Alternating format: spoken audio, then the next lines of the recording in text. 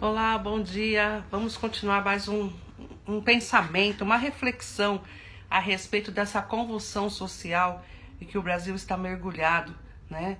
Nós que advogamos na área da família, vimos assim, de uma forma gritante, como que está difícil defender a criança principalmente, mas precisamos de instrumentos da lei que já existiam e que foram tirados propositalmente para deixar essa criança desabrigada, né, legalmente.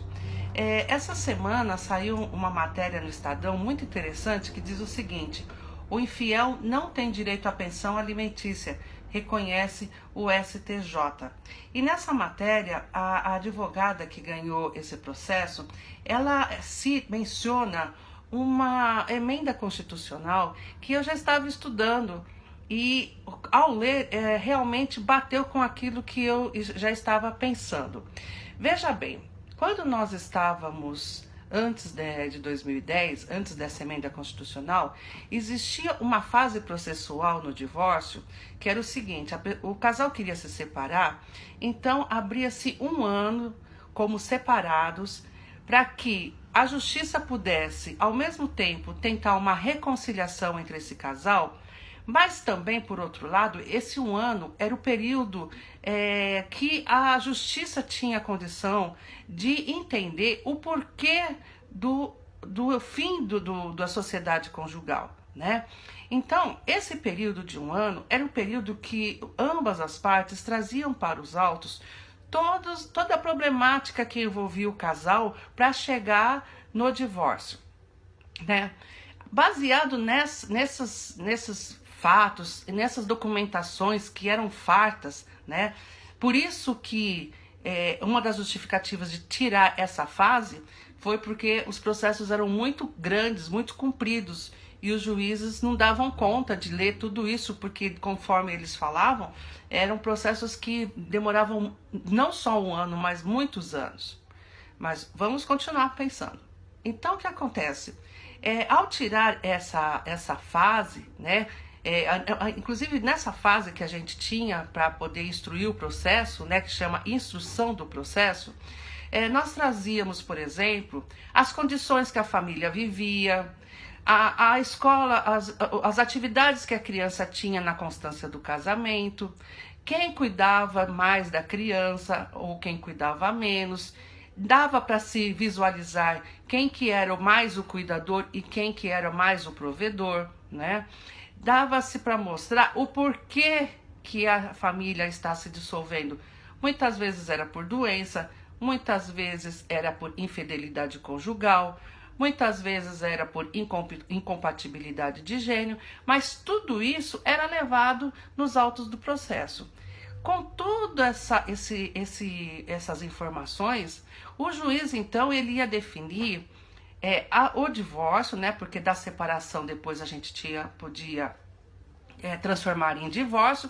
E com isso, nessa sentença final, o juiz ia determinar inúmeras regras, como, por exemplo, os alimentos, quanto que vai ser dado dos alimentos.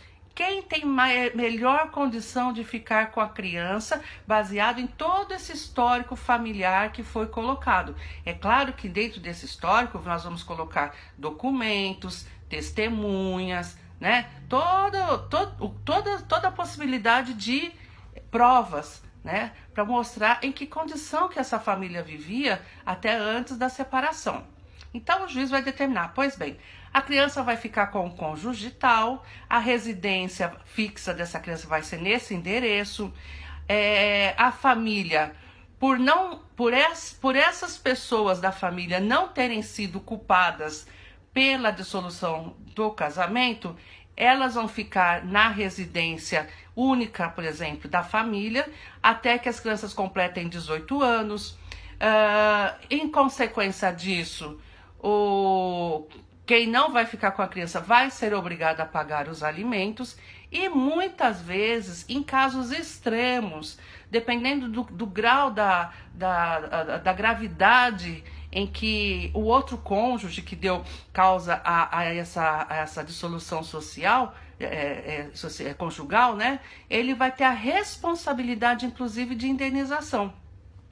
desse caso dessa semana, essa advogada, ela trouxe agora, né, uma informação importante através do STJ, que quem trai não tem direito a alimentos. Pelo que eu li aqui, não está assim abertamente, mas eu acho que provavelmente quem traiu foi a mulher e a mulher queria os alimentos. Então o STJ decidiu que a infidelidade é comportamento indigno e quem é infiel, mesmo sendo dependente do marido ou da esposa, não tem direito à pensão alimentícia. A infidelidade ofende a autoestima do consórcio traído e também a sua reputação social, ou seja, sua honra.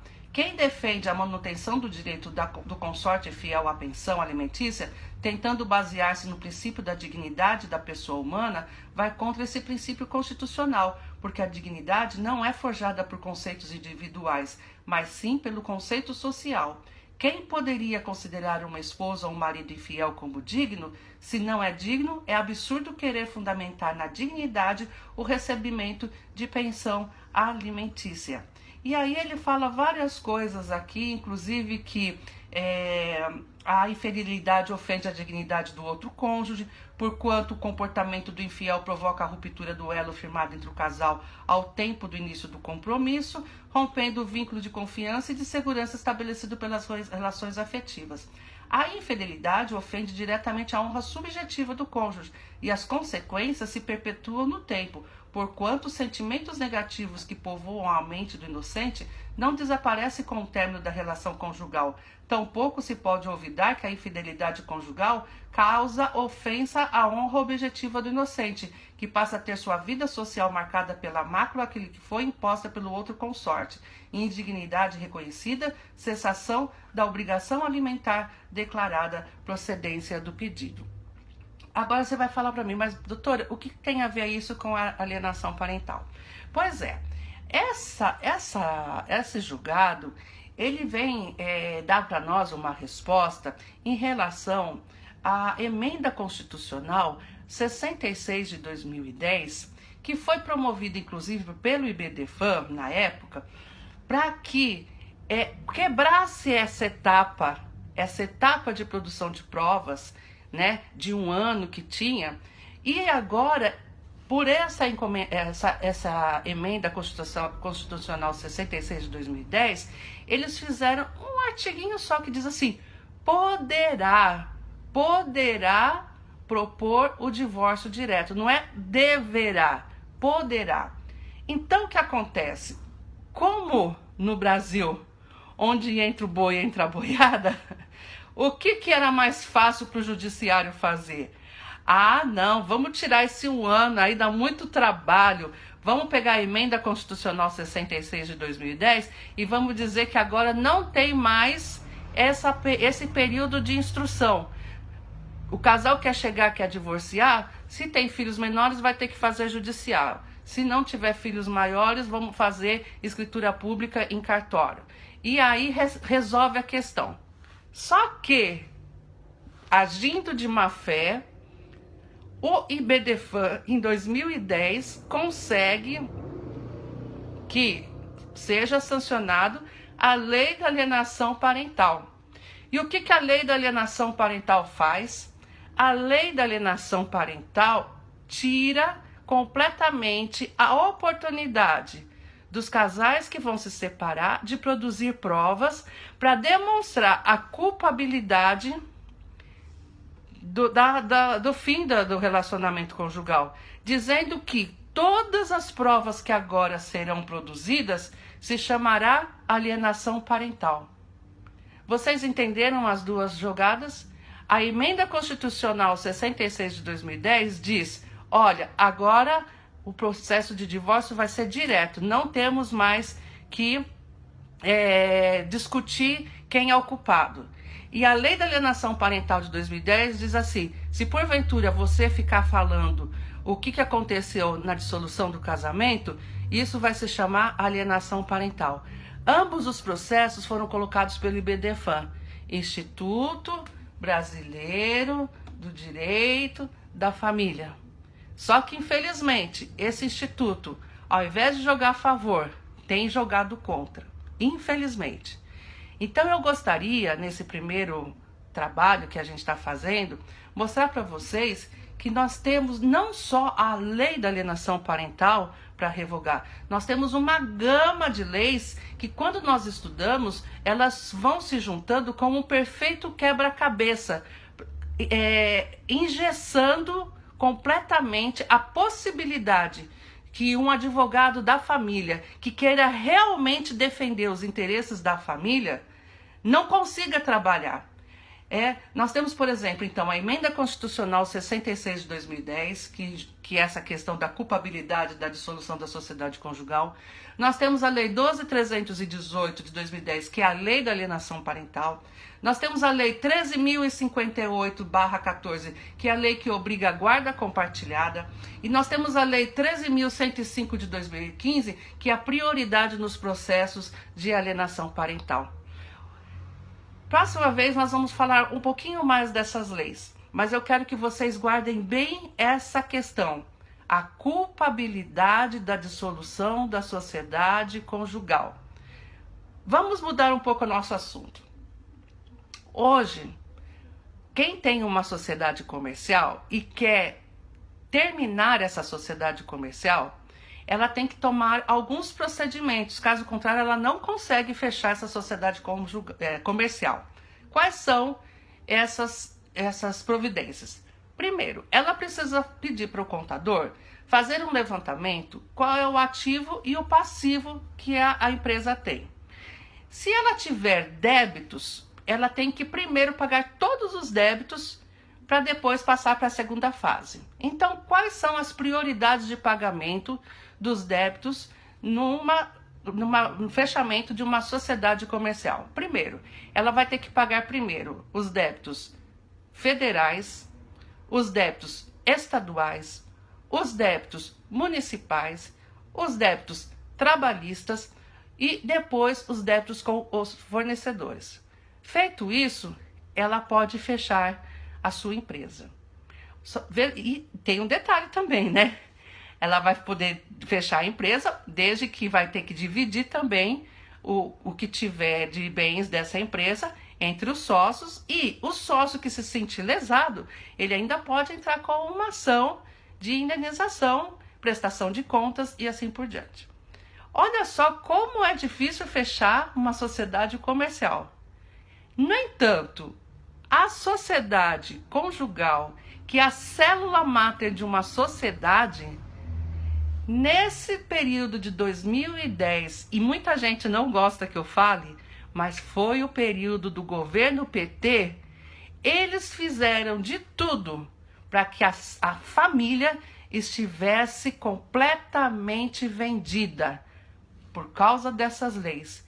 Tirando a culpabilidade da dissolução da sociedade conjugal, você perde completamente a possibilidade de fazer toda esses modos preparatórios para finalizar com honra o término dessa família.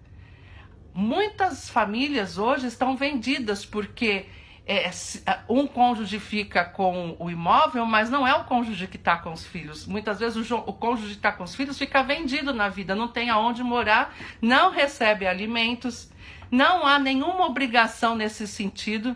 Hoje em dia temos decisões do STJ, inclusive, dizendo que não é mais obrigado a pagar a pensão alimentícia, né? Que se quiser receber, que pode receber através de colocar a carteira de motorista para que ele seja apreendida.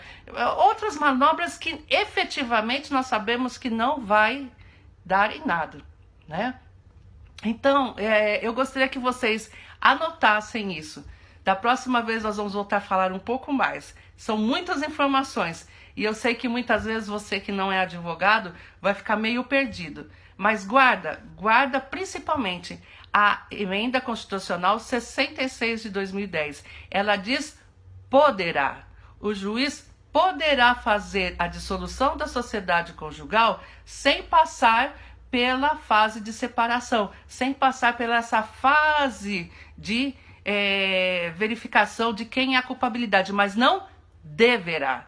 Então, quem vai se separar tem que dizer para o juiz: eu quero, de forma ampla, poder provar quem foi o culpado da dissolução da sociedade conjugal, da minha casa.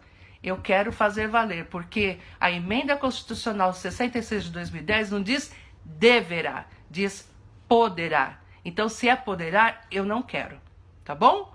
Um grande abraço para vocês e até a próxima.